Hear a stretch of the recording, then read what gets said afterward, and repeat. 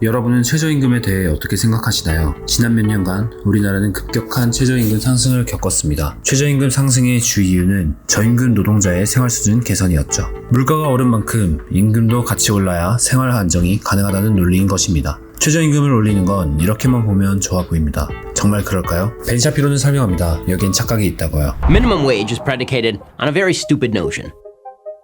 The notion is that employers are essentially Scrooge McDuck. They've got a giant money bin, and that money bin is filled with all of their profits, and if only we could pry that money bin open and hand all of that cash over to the workers, they would all be better off. 이런 발상으로 결정된 최저임금에는 큰 문제가 있습니다. 바로 최저임금 인상으로는 최저임금이 해결하고 싶은 그 문제가 해결되지 않는다는 것입니다. 사실 더 심각해지죠. Here's the deal. Here's how wages are set. It is reliant effectively on two factors. Factor number one is the price people are willing to pay for a product. You can't charge a bunch of money for labor if the product is going to be sold for a much lower price. Let's say you're selling a hamburger for $1. It can't cost you $5 to make that hamburger or you're going to lose money. So what people are willing to pay for a product is one of the factors in determining the price of labor. The other factor in determining the price of labor is the market for labor.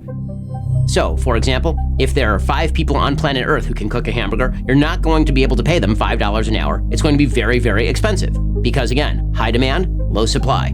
Supply and demand are the name of the game when it comes to setting wages and setting prices. And essentially, all a wage is a price for labor.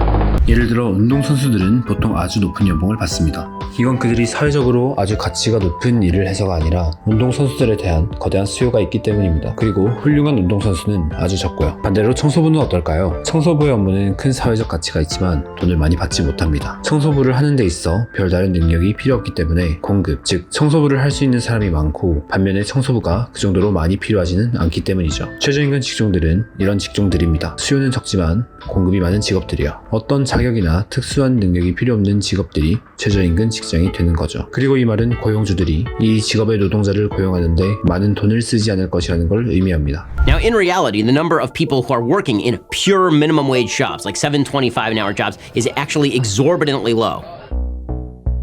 According to the Bureau of Labor Statistics, in 2017, there are about 80 million people who are working hourly wage jobs. Only about 542,000 were working at the federal minimum wage of $7.25 an hour. Another 1.3 million were actually working for below that amount of money, which means that grand total, in terms of people who are being paid an hourly wage, only about 2.3% of all people being paid an hourly wage were either making minimum wage or below.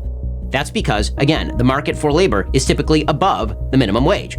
Most people who are going to be working an hourly wage are going to be working for more than minimum wage. So who exactly are these minimum wage workers? Well, they're typically not a single mom age 35 with 3 kids. A quarter of minimum wage workers are under the age of 25. And in fact, 8% of all teenagers are working for a minimum wage. What does this mean? It means that minimum wage jobs very often are the first jobs that people take. Many people start at minimum wage jobs and then work their way up the food chain. This means that minimum wage jobs are particularly attractive for both employers and employees for people who don't have tremendous levels of skill. 최저임금 일자리는 그냥 돈을 짜게 주는 악덕 사장이 운영하는 직장이 아닙니다. 오히려 노동자와 고용주 모두가 서로의 니즈를 충족하는 지점이죠. 그러면 최저임금을 높이면 어떻게 될까요? 답은 간단합니다. 많은 사람들이 시장에서 쫓겨나게 됩니다. 최저임금 인상이 저임금 노동자들의 생계 안정을 위한 취지라고 하지만 사실 아무런 도움도 되지 않는 이유가 여기에 있습니다. Say, for example, that there is a job that is currently being paid $8 an hour. Now the federal government says it's going to be paid $15 an hour. The people who are competing for a $15 an hour job were typically people who are going to be college educated. They're people who have more work experience because a $15 an hour job was not the lowest level of job that you could obtain. But now, a $15 an hour job is the lowest level that you can obtain. And that means that if you are an employer, you're going to be looking for a college graduate to flip burgers as opposed to a high school graduate. All the people who have those high school degrees, those people are kicked out of the labor markets in favor of people with a college degree that employers are now looking for to fill a $15 an hour job. Because again, the value of the job has not actually changed. 최저임금은 실제 노동시장에 인위적인 차이를 만들어냅니다. 그러면서 원래는 적은 돈이라도 받고 일했을 사람들을 기글거리로 내몰게 되죠. 이를 두고 미국의 유명 경제학자 토머스 소웰은 최저임금은 $0라고 말합니다. 시장 경제에 맡겨야 한다는 것이죠. If you go back to say 1950, 1948, 49, 50, you find that at that time the unemployment rate among black teenagers was a fraction of what it is today. And there certainly wasn't any less racism then than there is today. What was different was that at that time, the minimum wage law was a decade old. It was a decade of inflation, and the law hadn't been changed. So for all practical purposes, it didn't exist.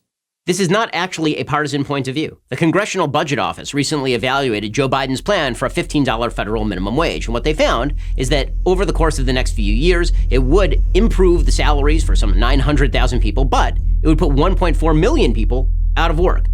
The reason being that when you artificially boost the price of labor, people don't just magically come up with the money. Instead, they fire a bunch of people or they automate a bunch of those jobs. So a bunch of jobs are lost. The people who retain their jobs make the higher minimum wage. Everybody else, again, they make Thomas Sowell's minimum wage of $0.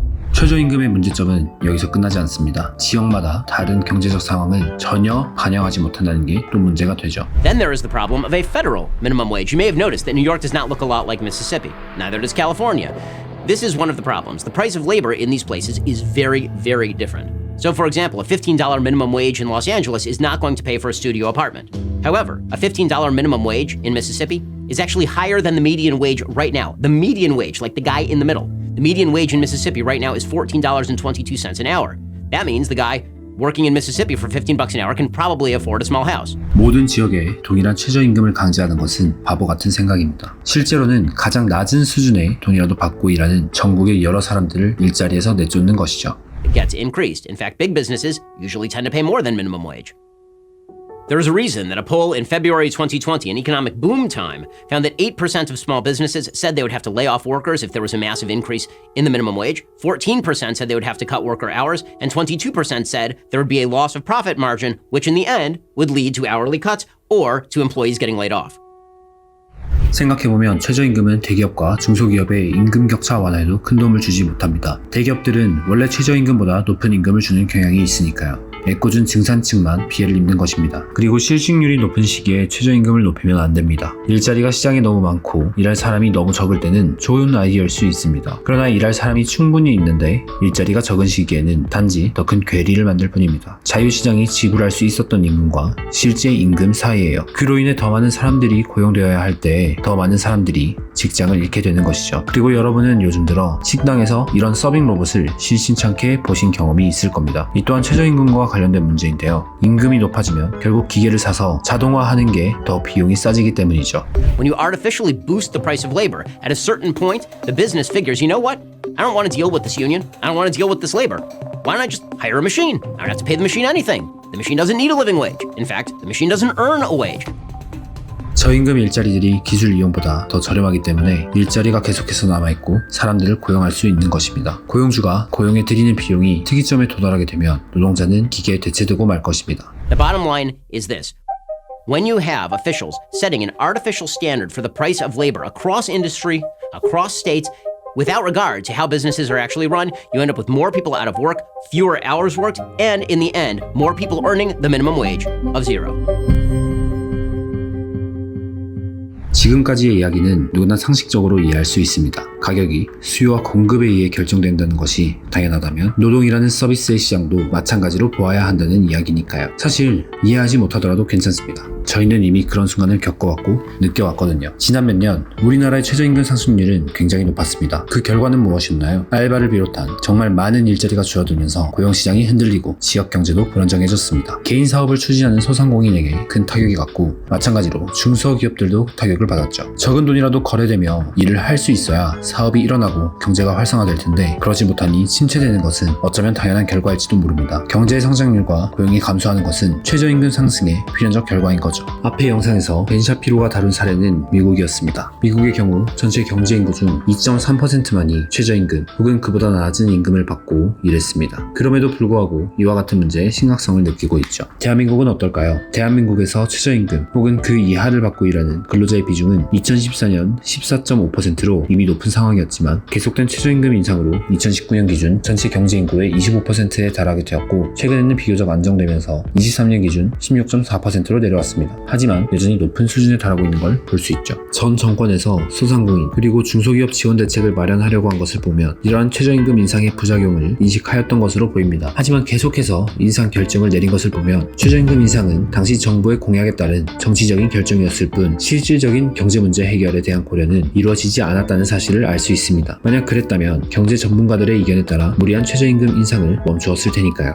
오늘의 영상을 정리하면 이렇습니다. 자연스럽게 형성될 임금과 노동 가치를 인위적으로 조작하면 문제를 해결하기는커녕 더 큰 문제가 발생하게 된다. 그리고 그 피해를 보는 것은 바로 최저임금 인상을 통해 도우려고 했던 그 계층이다.